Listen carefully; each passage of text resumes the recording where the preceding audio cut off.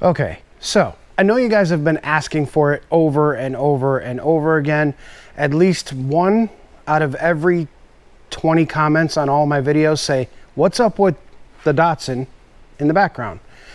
Well, I'm going to tell you the story about the Datsun for those of you who haven't seen the videos from years ago about this car. So basically, this car came to me as sort of a rescue. It is not mine. I don't own it. It belongs to a friend of mine. And what ended up happening with this car is it went off to a shop. There were some issues. The car didn't get anything done that it was supposed to be done. It came to me and we were slated to do just the floors in the car. And so we did new floor pans in the car. Now, after we got the floor pans done, the owner, my friend, came to me and said, hey, listen, would you be willing to build the rest of the car? So we came up with a plan and we executed the plan. I took possession of the car.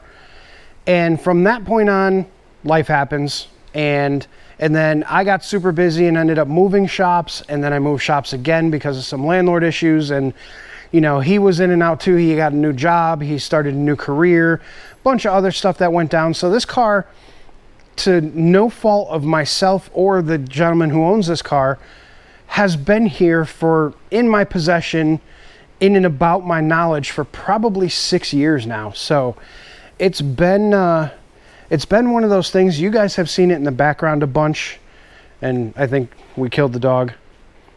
But you guys have seen this thing in the background a whole bunch, and you're always asking questions about it. So I figured I would address exactly what it's all about and why it's still here and what we're actually doing with it right now. So you can see this really nice amount of space in the shop, which now lets me know that I need more lighting in that area because it's pretty dark in the back there.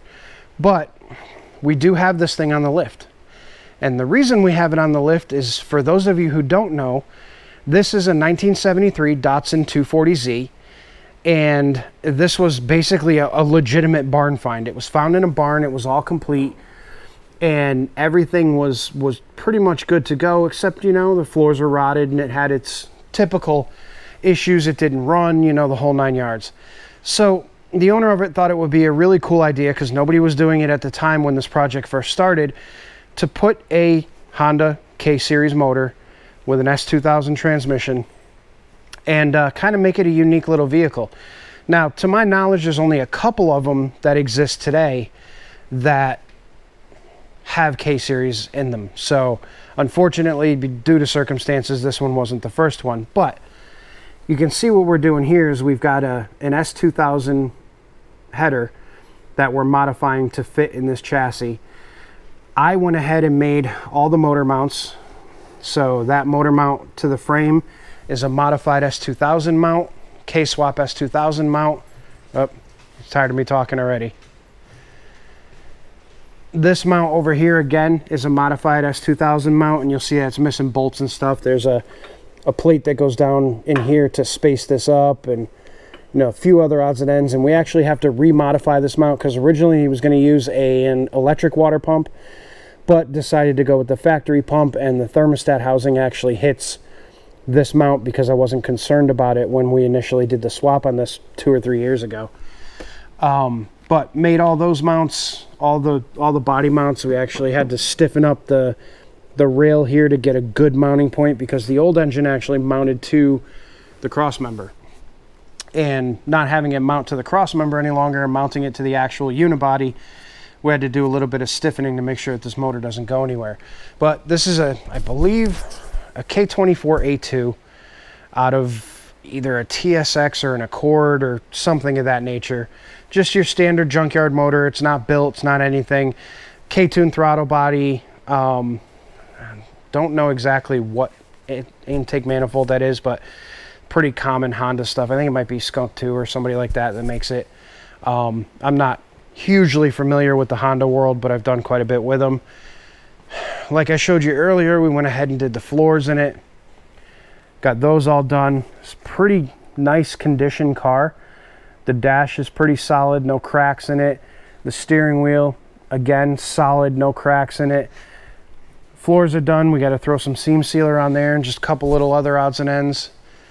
But overall, I mean, the car is pretty rust free. There are a couple of areas of concern, but that's just, you know, this car's been inside, but these are just, you know, bubbled areas here and here that have cropped up over the years. But the whole car is going to get painted and everything else once it's done. So what are our goals for this car? Well, the goal is to, as of right now, get all the fabrication work done. So we've got the exhaust system that we have to build. We've got a radiator that we have to install. All of that stuff is going to require customization. So you can see that we're customizing that header to fit on this thing. And we're doing some other work just to kind of make things fit better. We got to modify that one motor mount to get the thermostat housing to fit properly. We may lay the wiring harness, not sure yet, but as of late in the last couple of years, back when I took on this project, I had just a normal everyday general maintenance business, and my general maintenance stuff is nice and easy. I would have 3 or 4 brake jobs per day. I could get those out. Then I would have, you know, the last 3-4 hours of my day doing nothing. Well, in the last, I don't know, year and a half, 2 years, these Jeep projects, like you guys can see over here, have pretty much taken over every single bit of time that I have. So unfortunately, it's been very difficult to get to this car. Now, this is one of those things where it was, you know, a project to begin with that was like, just work on it when you have the time. And I had the time. And now, unfortunately, I don't have the time. These Jeeps come in left and right. I got to get them in, got to get them out. Because truthfully, those are the money makers for the shop. My general maintenance business all but dried up right before COVID hit. When COVID hit, nobody was driving anywhere. Nobody was doing anything. So the general maintenance stuff, I quit pushing it and pretty much just stopped doing it altogether. I'll still handle my regular customers that came in all the time, and we're still doing stuff here and there, but I only see maybe 1 or 2 people a week versus, you know, 5 or 6 a day. So that pretty much all dried up, and right as all that dried up, the Jeep thing got super crazy. So I don't know how many of you guys out there own businesses, but you kind of have to follow where the money's at. And fortunately for me, I had a really good spurt of luck with these Jeeps because they just keep coming. And I mean, I've got 2 here now that I'm finishing up, and I've got probably 5 or 6 more coming in July. So we're gonna have a ton of them coming here soon that need to get done. So my goal is to finish up these 2, get back on the Datsun, get the Datsun as far fabrication wise as I can. We'll get it back to its owner. He can handle all the wiring, all of the finishing, all the interior, all that stuff that I just don't have time to do. And then, you know, if any extra fabrication is needed, it can come back and I can do the fabrication on it, get it in, get it out, because that's kind of what we need. So that's the story on the Datsun. 73 240Z with a Honda K24 swap, S2000 transmission, and a few other goodies that are going to be custom made for it. And hopefully you guys in the future at some point will see this thing actually under its own power, because that would be pretty cool. At this point, I'm just happy to see it out of the corner of my shop and on the lift, and hopefully very soon we'll get some work done on it. All right, another thing you guys will notice is that my 540, which was right there, collecting every bit of overspray, dust, welding slag, and everything else that it could possibly gather over the last 2 years, is now sitting in a parking spot, mobile, under its own power.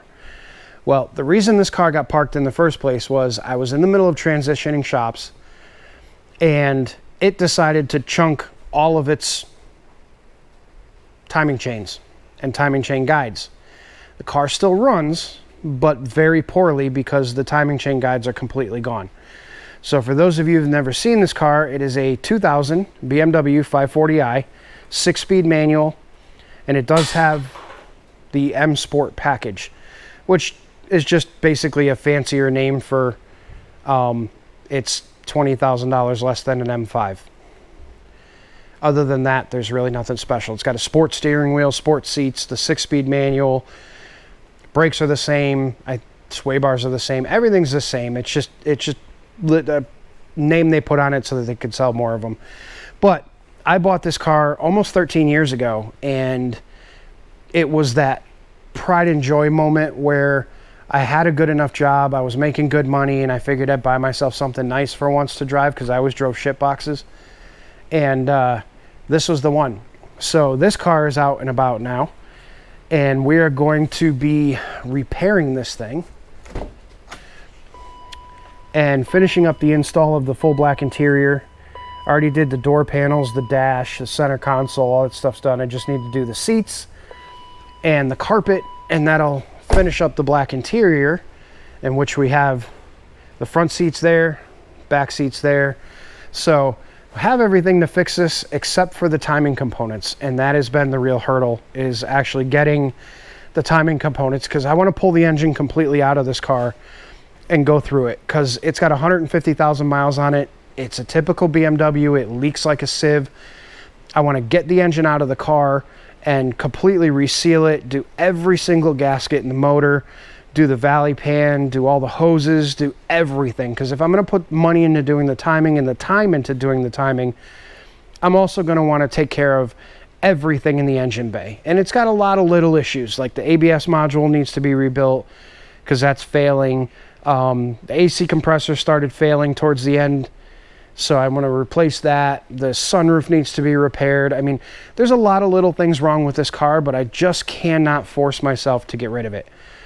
I've had it for so long. It's been such a big part of my life over the last 12, 13 years that I cannot get rid of this car. So we're going to be putting some serious money into this thing pretty soon, which leads me to more Jeeps.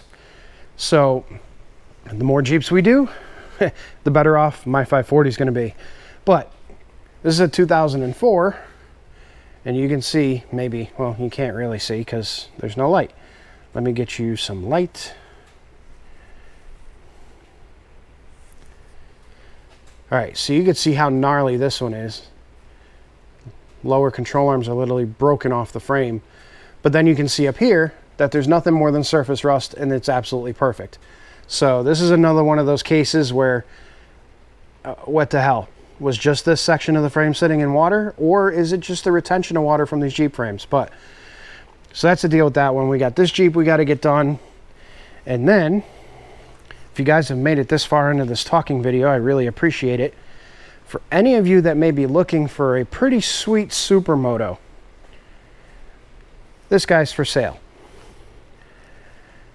I built it on the channel. There's videos of it being built, so you can see it being built and what I did to it.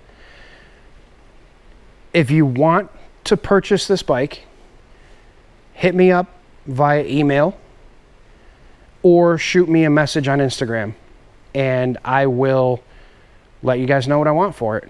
But in order to do what I want to do to that, I need to get rid of that, which is fine, because truthfully, as much as I like riding, I like driving that way more.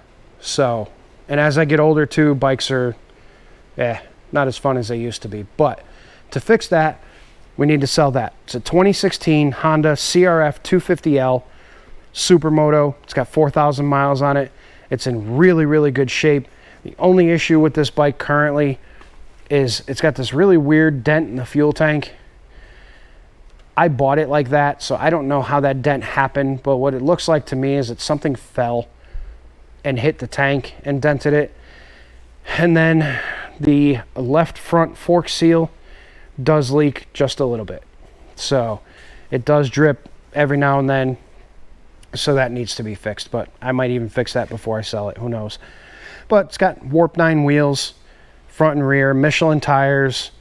I did all new levers, Zeta handguards. It's got these neat little mirrors on it. Pro Taper fat bars. It's got an Enjoy seat cover. It's got a Senge graphics kit, modified FMF off of a Yamaha to fit because I couldn't find one for the bike with all this EPA stuff that's going on. DID Gold X-Ring chain. It's got a Tusk shifter, the red anodized brake lever, red anodized wide pegs. I mean, pretty much everything that you can do. I replaced all this plastic because it had a It had a broken tab on it and it was loose, so I replaced the plastic bezel. It's got the Supermoto fender. Everything's been done. Oil change has just been done on it. Coolant flush was just done on it. So it's a good bike. So if you're interested, hit me up an email. Put my email down below, and maybe we could work out a deal on it. Okay, so I know this was a lot of talking, and I'm sorry for the talking videos lately, but that's the story on the Datsun. That's the story on my 540. That's the story on where the shop is at right now, and that's the story on whether or not you want to buy my 250L so that I can fix my 540 and make it great again. But thank you guys so much for watching. We're going to have another video coming very soon. We have a new and very innovative and interesting product coming in from Yes Welder. Should be here in about a week. And then you guys will probably see the video once I'm allowed to post it, but there's some really cool stuff coming from Yes Welder. And by the way, the Yes Welder plasma cutter, the one that's, you know, on their website, that's really, really good and still working amazingly well and is under $400, you need to go buy one of those. So I'll put that link down in the description as well so that you guys can go check that out. Anything on Yes Welder, if you use my code, you'll get 10% off. You can't beat it. So go check them out and stay tuned for some more videos from Yes Welders. Stay tuned for some more videos with more Yes Welder equipment. This is going to be some cool stuff that's coming out. And again, it's going to be very inexpensive and very versatile. So stay tuned for that.